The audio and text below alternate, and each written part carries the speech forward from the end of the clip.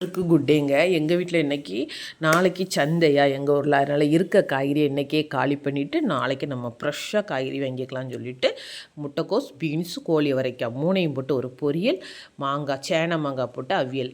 அவியலுக்கு வந்து கடுகும் எண்ணெயும் பொரிஞ்ச உடனே வெந்தயம் 2 கரண்டி போடுங்க. வெந்தயம் 2 கரண்டி இந்த லைட்டாக செவந்து வந்து பொரியும் போது மாங்காவை தூக்கி தட்டி 2 கிண்டிட்டு ஒரு 2 சங்கு அளவுக்கு புளி விடுங்க.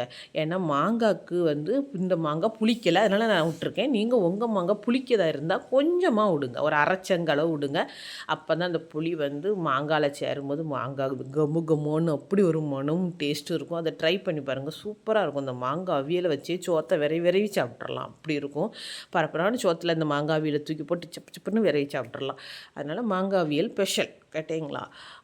இதை வந்து மஞ்சப்பொடி தாங்க ஒரு குழம்புக்கு ஃப்ளேவர் கரெக்டாக ரொமாட்டிக்காக கிடைக்கணும்னா, நம்ம கலர் வந்து சேர்க்கணுன்னா மஞ்சப்பொடி கரெக்டாக இருக்கணும். எத்தனையோ இருக்குது, நீங்கள் கரெக்டான ஃப்ளேவரான கலரை பார்த்து வாங்கி சேர்த்திங்கன்னா கரெக்டாக இருக்கும். அவியலுக்கு வெங்காயம், மஞ்சப்பொடி, ஜீரகம், மிளகாத்தல், தேங்காய் அவ்வளோதான் வச்சு அரைச்சிட்டு வந்து போட்டுடலாம். கரெக்டாக இருக்குது பார்த்தீங்களா இந்த அரப்பு கலரு.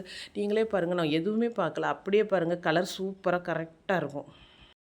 இந்த அலுமினிய சட்டி, இந்த இண்டாலியம் தான், அது அலுமினிய சட்டி தான், அதை மாற்றுமா சப்பி போயிட்டு அப்படின்னா. நான் ஒரு காலத்தில் கொஞ்சம் கஷ்டம், இந்த தேய்க்கிறது என்னால் அழுத்தி தேய்க்க முடியாத ஒரு சூழ்நிலை இருந்து, அப்போ நான் என்ன செய்தேன், அலுமினிய சட்டி அவ்வளோ பாத்திரங்களை கொஞ்சம் அழுத்தி தேய்க்கணும்னு சொல்லிட்டு சில்வர் பாத்திரத்தை யூஸ் பண்ண ஆரம்பித்தேன்.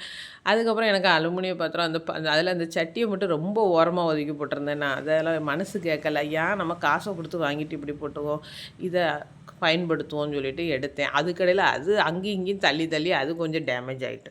அவன் என்னென்ன பார்க்கலாம் டேமேஜாக இருக்கும்பா, ஆனால் அதில் கறி வச்சா பிடிக்க எடுக்கும் செய்யாதா, நீட்டாக இருக்கும். அதனால் சட்டியை நம்ம மாற்ற மனசும் வரல. பொரியலும் ரெடிங்க. பொரியலுக்கு வந்து சில்லி மிளகு, பெப்பர், மஞ்சள் பொடி, உப்பு இவ்வளோ தான் போட்டிருக்கேன். தேங்க்யூ.